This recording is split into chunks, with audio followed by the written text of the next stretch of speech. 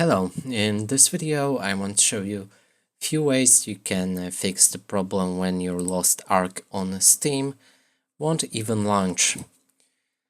So the first thing I would make sure to do is actually check if your time on a PC is set to automatic. So go to your settings. Here in the Find, enter time, change the date and time, and make sure that it's on.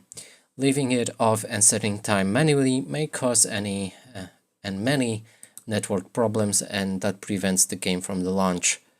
Another thing is to make sure that you have the latest drivers for your graphics card. In this case, I'm going for the NVIDIA, so check for the updates on your NVIDIA or AMD software. And the last one is to go to the game source, and that's simple. So right click on the game, go for properties and enter the local files.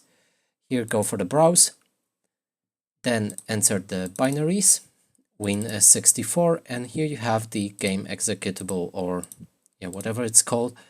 And now right click on it, click on the properties, then the compatibility, change the settings for all users, and now let's run this game as an administrator. Click on apply, OK, and now launch your game, and it should work fine. And that's it for this video. Hope you like it. Please consider subscribing to our channel, leave a like and a comment below.